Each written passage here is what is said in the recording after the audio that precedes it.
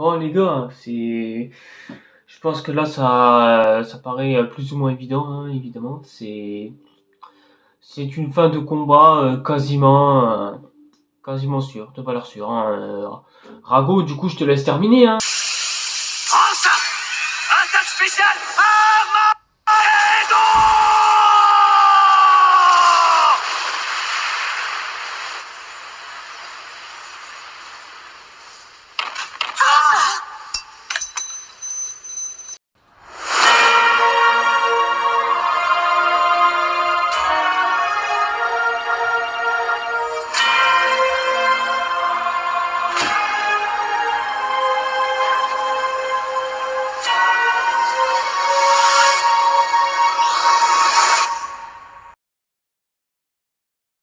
Et donc bonsoir et bonjour tout le monde, c'est Red Satire.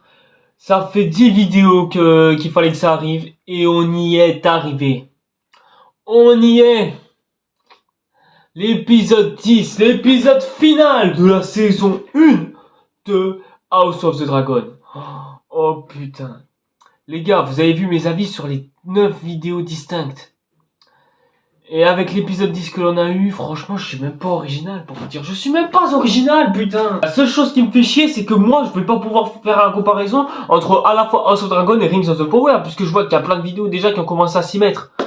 Putain, mais les gars, mais vous me grattez trop de vues, les mecs. Démissionnez de YouTube, laissez-moi de la place, quoi. Mais bref, au moins, on a kiffé la série ensemble et c'est déjà pas si mal. D'ailleurs, au passage, je tenais quand même à vous remercier d'avoir été aussi nombreux sur ma chaîne parce que ça arrive presque, mais quasiment jamais que j'ai autant de vues comme ça sur YouTube et ça depuis longtemps.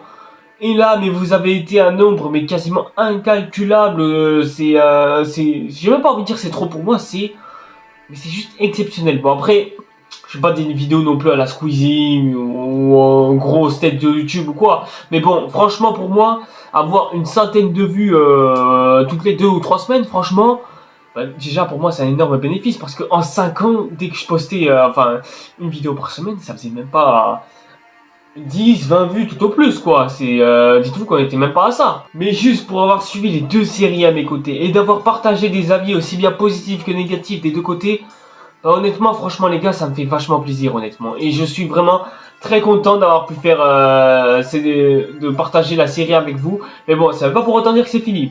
Parce que oui, il reste encore des choses à aborder. Mais bon, pour l'instant, concentrons-nous d'abord sur l'épisode 10 de House of Dragon et parlons-en. Bon, faut se le dire, je regarde pas beaucoup de séries, hein, évidemment, de mon temps. Mais je pense qu'en cette décennie, l'épisode 10 de House of Dragon, c'est le meilleur épisode depuis que la décennie a commencé. Ouais, depuis que la série a commencé, quoi, sérieux. Enfin, depuis qu'on est en 2020, pour vous dire. C'est dans la continuité de ce que tous les épisodes nous ont proposé. L'action et le rythme est complètement incroyable. Franchement, j'arrive même pas à trouver les mots pour vous dire, signe incroyable, visualisation complètement carré, avec des personnages qui ont un acting mais excellent, avec un scénario toujours aussi incroyablement bien rythmé.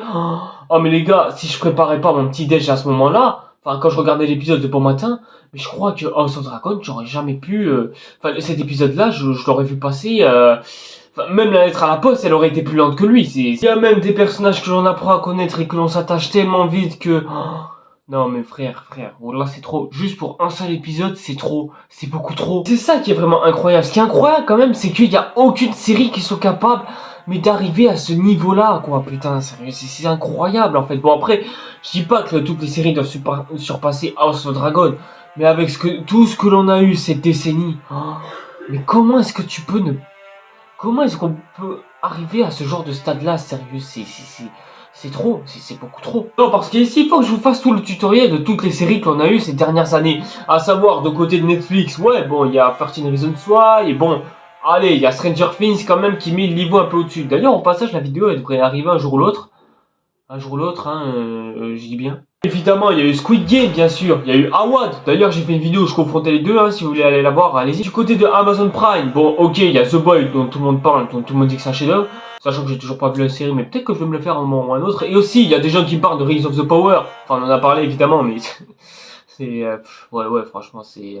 Et avec toutes les séries que l'on s'est tapées, toutes les séries qu'on a croisées au fil du temps, mais House of Dragon est arrivé, mais je crois qu'ils nous ont fait oublier toutes les séries que l'on a regardées. Ou alors, limite, genre, ils sont dit aux séries, déjà les gars, vous êtes pas ORL, fermez vos gueules, c'est moi qui m'installe au sommet, c'est moi qui fais mon trône de fer. La série House of Dragon est arrivée, pour moi, elle est arrivée exactement comme ça. Genre comme une bombe sur une planète où il a tout niqué en fait. C'est aussi simple que ça. On va d'avoir une série comme ça. Mais moi, j'aurais eu une série comme ça il y a longtemps. Et moi, j'aurais eu envie que toutes les séries fassent pareil. Parce que j'ai l'impression qu'il y a des séries qui sont mais incapables d'arriver à sa moitié, sérieux. Surtout quand t'as un dernier épisode de saison 1 aussi incroyable que lui. Parce que regarde ce qui se passe du côté de Disney+, par exemple.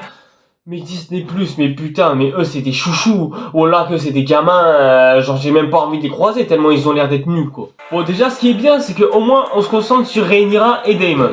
Bon, au moins ça c'est bien aussi, hein. Mais bon, il y a aussi Aemon aussi dans l'histoire, mais il est pas intéressant. Bon évidemment, je vais pas vous faire un tutoriel non plus, ça se prépare à la guerre, tout ça. Mais bon, quelque part, il y a un truc quand même qui m'a complètement fait plaisir et qui m'a fait retrouver les saveurs d'il y a longtemps.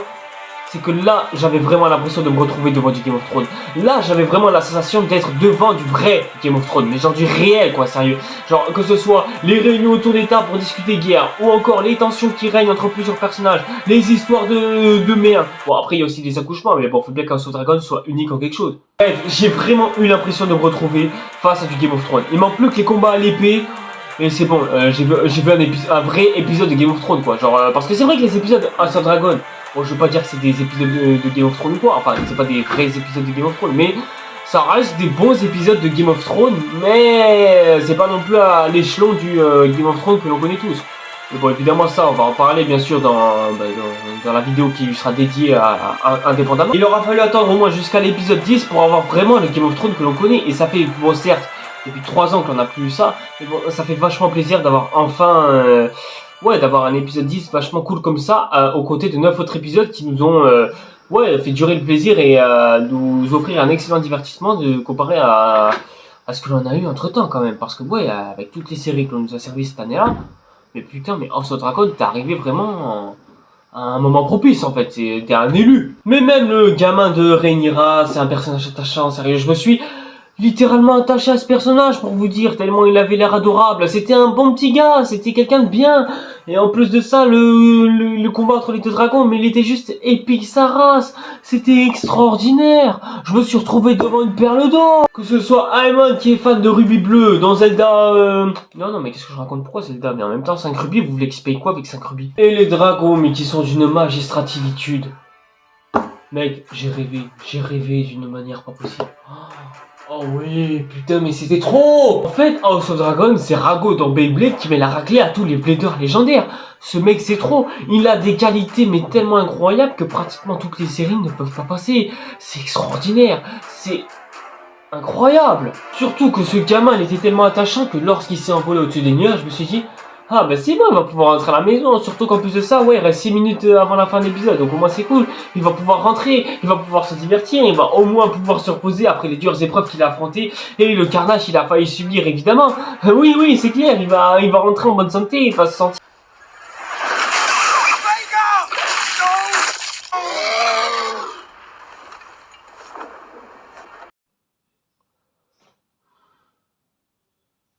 Ouais, j'avais oublié qu'on était dans du Game of Thrones, c'est vrai, j'avais oublié ce détail, ouais. Top.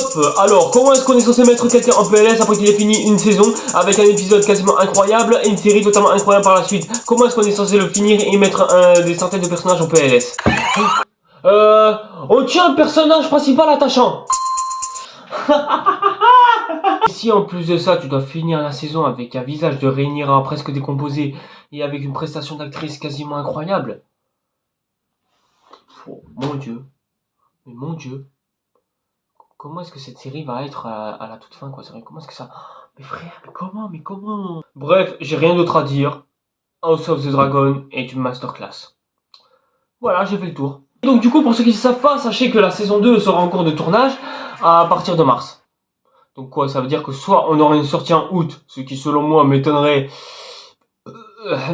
Après, c'est peut-être pas impossible, à continuer à réfléchir. Mais bon, globalement, on aura certainement la série soit en fin 2023, genre c'est-à-dire dans un an ou deux ou quoi, ou soit on l'aura, ouais, aux alentours de 2024.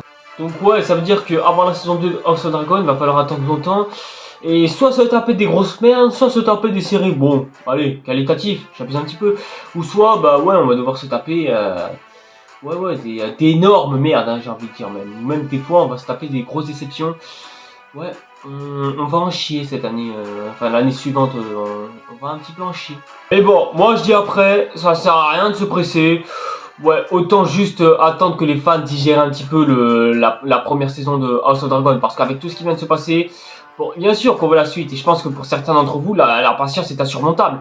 Mais bon, je pense quand même que, ouais, il faut aussi un petit peu laisser le temps à la fois au casting et à la fois au reste des équipes respectives des épisodes de House of Dragon de un petit peu se reposer après tout ce qu'ils viennent de vivre avec les épisodes qu'ils ont tourné tout ça et qui ouais ont reçu l'accueil presse et critique tout ça. Je pense que le mieux c'est de d'abord les laisser un petit peu clean hein, pour l'instant et on laisser d'abord les scénaristes un petit peu discuter de la suite de la saison 2 de House of Dragon. Et en ce qui concerne mon avis global sur la série, bah, si je devais la résumer vite fait, cette série est juste incroyable. Et elle est juste là pour nous rappeler que bah, HBO sont les rois. Hein, c'est cordial. Hein, les rois de la série, ce sont HBO. Parce que jusqu'à présent, on s'est tapé que des séries Netflix, du Amazon Prime et Apple TV Plus aussi, ils y ont mis visiblement. Et Disney Plus, n'en parlons même pas. J'ai même pas entendu parler tellement il y avait des séries nulles à chier. Hein. HBO, ils sont arrivés avec leur House of Dragon et ils se sont dit. Les gars, fermez toutes vos gueules et allez retourner au taf, c'est aussi simple que ça. Donc oui, House of Dragon, pour moi, c'est un énorme rappel pour dire, apprenez à faire des séries et fermez vos gueules, tout simplement. Après, j'ai toujours pas vu The Boy, hein, faut que j'aille le voir, hein, à un moment donné. Après, ouais, j'ai suivi aussi 2-3 de vos conseils, Better Call Saul aussi sera dans la liste, mais d'abord, faut que je me regarde Breaking Bad. Et aussi que j'en finisse avec Walking Dead parce que là j'en peux plus. Mais bon, voilà, pour ceux qui veulent le savoir, il y aura un avis vraiment global pour que je puisse englober tous les avis positifs et négatifs. Parce que bah oui, hein, j'ai pas tout aimé dans House of Dragon non plus. Mais bon, faut d'abord justement que je regarde un petit peu la série, mais d'une traite directe. Genre, c'est-à-dire qu'à un moment donné, je vais me regarder les 10 épisodes à la suite. Bon, pas non plus une heure à la suite, tout ça, bien sûr que non, j'aurai quand même quelques heures, voire même 1 ou 2 jours de répit. Mais bon, il y aura quand même un moment donné où je vais vraiment m'enchaîner la série, ouais, à long feu, hein, simplement. Je vais me la réenchaîner comme ça, direct d'une traite, et peut-être qu'un jour on en débattra. Et en attendant, je vous proposerai justement la vidéo qui confrontera l'affrontement final entre Rings of the Power et House of the Dragon. Voilà, juste histoire d'un petit peu vous faire plaisir et de compléter un petit peu les 11 vidéos qui étaient censées être prévues pour ces dernières. Et je sens que ça va être fratricide ce genre de combat. Donc du coup voilà ce qui sera un petit peu prévu pour les prochains mois qui vont venir. Ce qui promet des mois très chargés quand même, hein, quand on y réfléchit. Bref, comme d'habitude, bah voilà, hein, si vous avez aimé cette vidéo, n'hésitez pas à liker, commenter, si vous avez quelque chose à dire, tout ça, etc. etc. N'hésitez pas aussi, comme d'habitude, à me suivre sur les réseaux sociaux, parce que bah ouais, hein, c'est bien aussi d'avoir une vie ensemble, hein, ça fait plaisir. N'hésitez pas aussi à vous abonner à la chaîne et activer la petite cloche pour être au courant de toutes les nouveautés qui viendront. Et nous, en attendant, ouais, on se retrouve très bientôt pour les prochaines vidéos qui vont venir, parce que ça va massacrer du pâté. Allez, c'était Rassatire, ciao les gars.